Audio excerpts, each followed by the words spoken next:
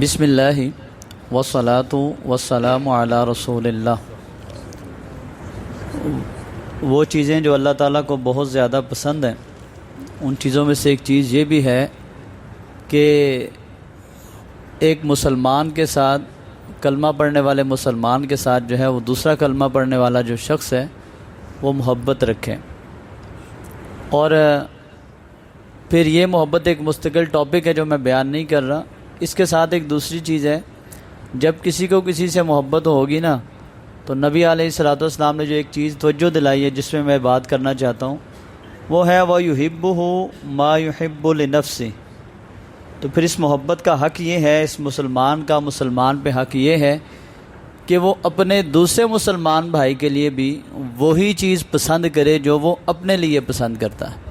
یہ بڑا بنیادی اصول ہے کہ اپنے لیے بھی جو چیز پسند کرتے ہو نا، وہی چیز اپنے دوسرے مسلمان بھائی کے لیے بھی پسند کریں۔ ہمارے ہاں یہ معاملات بڑے عجیب ہوتے ہیں۔ کتنے ایسے لوگ ہیں جو بیٹھ کے روتے ہی رہتے ہیں ہمیشہ، میرے بھائی نے یہ کیا تو میری بہن نے یہ کیا، میرے ساتھ فلاں بندے نے، مارکیٹ والی دکان والے نے یہ کیا۔ اچھا، مجھے اپنی تو یاد ہوتی ہے کہ انہوں نے میرے ساتھ یہ میں نے ان کے ساتھ کیا کچھ کیا وہ نہیں یاد ہوتا، میں نے کتنی زیادتی کی، میں نے کیا وہ نہیں یاد ہوتے۔ یہ بڑا گہرائی والا مسئلہ ہے جی۔ ہم جتنے یہاں دوست بیٹھے ہیں، اور اللہ پاک کا فضل ہے، ہم سب جو ہے وہ جنت کے متلاشی ہیں کہ جہنم سے آزادی اور جنت میں داخلہ مل جائے۔ یہ رمضان المبارک کا مہینہ ہے، اس میں تو بالخصوص جو ہیں وہ یہ معاملات ہوتے ہیں۔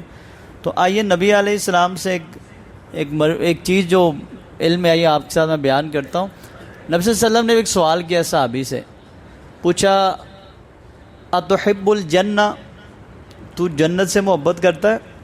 تجھے جنت محبوب ہے؟ تو جنت میں جانا چاہتا ہے؟ مفہوم یہ بن گیا نا کہ اتحب الجنہ، تجھے جنت کی چاہت ہے، جانا چاہتا ہے، داخل ہونا چاہتا ہے؟ تو یقیناً ہر مسلمان کا جواب پھر یہی ہوتا نا، جی کیوں نہیں، جانا چاہتا ہوں۔ تو نبی علیہ السلام نے فرمایا اس جواب کے بعد کہ پھر جو تو اپنی ذات کے لیے پسند کرتا ہے نا، وہی تو اپنے دوسرے مسلمان بھائی کے لیے پسند کر۔ نمازی دوست، حاجی صاحب، قاری صاحب، پیر صاحب، بزرگ صاحب، یہ انسانی نفسیات ہے۔ شاید میرے اندر یا آپ کے اندر کوئی کوتاہی پائی جاتی ہو۔ میں نمازوں میں بڑا اچھا ہوں، دیگر معاملات میں بڑا اچھا ہوں، بڑا شریف و نفس آدمی ہوں، لیکن جو یہ بات ہے نا کہ جو میں اپنے لیے پسند کرتا ہوں وہ دوسرے مسلمان بھائی کے لیے نہیں پسند کرتا۔ میری کوشش ہوتی ہے چیز کا چناؤ کروں۔ میں اگر ریڑھی والا ہوں نا، میں ریڑھی والا ہوں، سامان بیچ رہا ہوں، تو میری کوشش ہوگی زیادہ خراب اس کو چلا جائے۔ میں خریدنے والا ہوں، پیچھے میں ایک دکان پہ کھڑا تھا تو ایک بزرگ آئے، انہوں نے کچھ فروٹ لگایا ہوتا ہے سامنے، وہ مجھے سودا دے رہے تھے، تو وہ بندہ مجھے سودا دے رہا، تو وہ بزرگ صاحب آئے، انہوں نے پورا وہ جو پیٹی کا اوپر والی لائن ہوتی ہے ساری اتار کے اس میں ڈال لی۔ لڑ پڑے آپس میں۔ وہ کہتا جی میں تجھے تیری مرضی کے پیسے، اس نے کہا جی مرضی کے پیسے آپ دے رہے ہیں، لیکن جو اوپر والی طے ہوتی ہے وہ نیچے وہ نہیں ہوتی۔ ہم نے جو پیسے آپ کو بتائے ہیں مکس کے ہی بتائے ہیں۔ مطلب میں لینے والا ہوں تو میرا دل ہوتا ہے کہ پوری ملائی میں اوپر سے اتار لوں، بعد میں جائے بہاڑ میں، وہ مجھے کیا لگے اس سے۔ دیگر معاملات میں چیک کر لیجئے۔ ہمارے ایک بڑی اچھی ایک دوست ایک بات بتا رہے تھے کہ عالم دین ہے، انہوں نے کہا جی دو پارٹنر آپس میں گئے نا، تو ایک شیخ صاحب کے پاس بیٹھے، تو انہوں نے کہا جی ہم بزنس کرنا چاہتے ہیں۔ انہوں نے کہا جی جو دو تین باتیں، تو اس میں ایک بات ہے، انہوں نے کہا قسم اٹھاؤ اس بات پہ، دونوں تم پارٹنر ہو، تم قرآن پاک پہ ہاتھ رکھ کے قسم اٹھاؤ کہ ہم دو مسلمان بھائی ہیں، ہماری کوشش ہوگی کہ ہم میں سے ہر ایک دوسرے کو زیادہ فائدہ پہنچائے اور آپس میں ایک دوسرے کو نقصان نہیں دیں گے۔ ہماری کوشش ہوتی ہے نقصان والا کام اس کو جائے اور صحیح والا معاملہ میری طرف آ جائے۔ پھر سوال ہے، نبی صاحب نے کہا جنت سے محبت ہے؟ جی ہاں ہے، تو پھر وہی پسند کرو جو اپنے مسلمان بھائی کے لیے بھی وہ پسند کرو جو اپنے لیے پسند کرتے ہو۔ یہاں ایک بات یہ ہے کہ میں یہ پسند کروں گا کہ میں ابھی درس دے کے جاؤں تو یہاں چار بندے بیٹھ کے میرے بارے میں غیبت کرنا شروع کر دیں، کبھی مجھے نہیں اچھا لگے گا۔ تو پھر مجھے بھی چاہیے نا کہ میں بھی یہاں بیٹھ کے کسی مسلمان کی غیبت نہ کروں۔ مجھے اچھا لگے گا کہ یہ سامنے میرے دوست بیٹھے ہیں، یہ میں کو بات پوچھوں میرے ساتھ جھوٹ بول جائیں، مجھے بہت برا لگے گا۔ تو پھر مجھے بھی چاہیے نا کہ میں بھی جب ان سے یا کسی سے بات کروں تو جھوٹ نہ بولوں۔ سمجھے، یہ چھوٹی چھوٹی باتیں ہیں بظاہر۔ مجھے اچھا لگتا ہے کہ میرا بچہ کسی گندی سوسائٹی میں بیٹھے، غلط سوسائٹی میں بیٹھے، وہ سگریٹ پیے، وہ گندے کاموں میں ملوث ہو جائے، اس کے گندے دوست ہوں، گندے معاملات میں پڑے، میں نہیں پسند کرتا نا۔ یہی چیز جو ہے وہ میں اپنے دوسرے مسلمان بھائی کے بچوں کے لیے پسند کروں۔ اگر وہاں کوئی ایسا مسئلہ ہے تو بجائے تانا دینے کے میں کوشش کروں کہ اس کے معاملات بہتر ہو جائیں۔ اس کی بہت ساری مثالیں ہیں، بہت ساری مثالیں ہیں۔ مجھے بڑا ہی اچھا لگتا ہے کہ میرا دکان جو ہے نا میری زبردست کر کے چلے، میرے بچے اچھے کپڑے پہنے، اچھے معاملات ہوں، مجھے کہیں سے زیادہ پرافٹ اور فائدہ ہو، تو بالکل یہی سوچ میرا دوسرا مسلمان بھائی بھی رکھتا ہے۔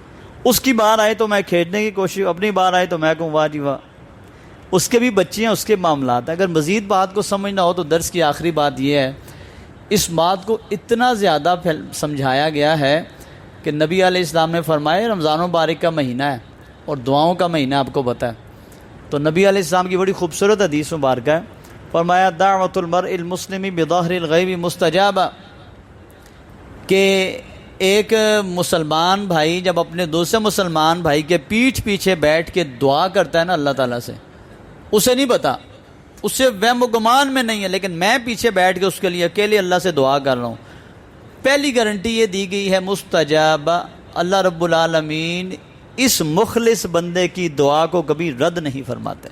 کتنی بڑی بات ہے۔ پھر فرمایا کہ عند رأسی ملک، اس کے سر کے پاس ایک فرشتہ آ جاتا ہے، یہ دوسری فضیلت ہے۔ یہاں تک بھی بات بس تھی کہ اگر فرشتہ آپ دعا آپ مانگ، یہاں مولوی صاحب دعا مانگتے ہیں تو آپ آمین آمین آمین آپ کہہ رہے ہوتے ہیں، آپ اکیلے میں بیٹھ کے اپنے مسلمان بھائی کے لیے دعا کر رہے ہیں، اس کو نہیں پتا، آسمان سے فرشتے کو حکم ہوتا ہے اتر بھی نیچے جا اس بندے کے بعد جو اپنے مسلمان بھائی کے لیے تنہائی میں دعا مانگ رہا ہے، فرشتہ آپ کے پاس آ جاتا ہے۔ یہاں تک بھی ہوتا تو بس تھا، لیکن نہیں، فرمایا وہ جب بھی تو اپنے مسلمان بھائی کے لیے کوئی خیر کی دعا کرتا ہے، یا اللہ اس کے بچے بھی اچھے ہو جائیں، اس کے بچے بھی اس کی آنکھوں کی ٹھنڈک بن جائیں، یا اللہ اس کے بچوں کو بھی ترقی دے، یا اللہ میں کاروباری ہوں، یہ میرا مسلمان بھائی ساتھ دکان ہے اس کے بھی کاروبار میں برکت دے، اس کو بھی سکون دے، اس کو بھی صحت دے، آپ یہ دعائیں مانگ رہے ہوتے ہیں، تو فرشتے کو حکم یہ ہے کہ جب بھی ایسی اچھی دعا مانگے تو کہا کر آمین، اے اللہ اپنے اس بندے کی دعا کو قبول فرما لے۔ کتنی بڑی بات ہے۔ یہاں تک بھی ہو تو تسلی ہے، لیکن اس سے بھی آگے کا ایک سٹیپ ہے۔ فرشتہ پھر آخر میں یہ بھی کہتا ہے یا اللہ جو یہ اپنے مسلمان بھائی کے لیے مانگ رہا ہے نا، اے اللہ میں یہ تجھ سے دعا کرتا، یہ اس کے لیے مانگ رہا ہے، اللہ میں تجھ سے اس کے لیے مانگتا ہوں کہ جو یہ اس کے لیے سوال کر رہا ہے اللہ تو اسے بھی وہی کچھ عطا کر دے۔ سمجھیں اس بات کو۔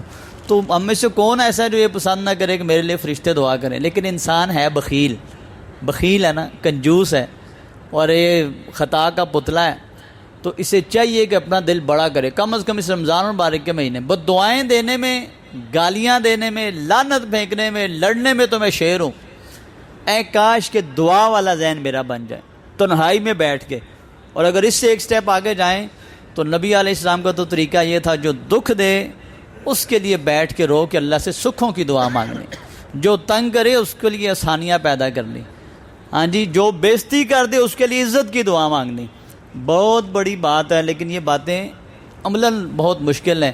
جو میں ان پہ عمل کروں گا نا انشاءاللہ معاملات میں آسانی ہوتی جائے گی۔ میں دوبارہ دہرا دیتا ہوں، نبی علیہ السلام نے فرمایا تو جنت کے محبت کرتا ہے جنت سے؟ جی میں کرتا ہوں۔ کہا پھر آج کے بعد جو اپنے لیے پسند کرتا ہے نا یہی مسلمان بھائی کے لیے پسند کیا کر۔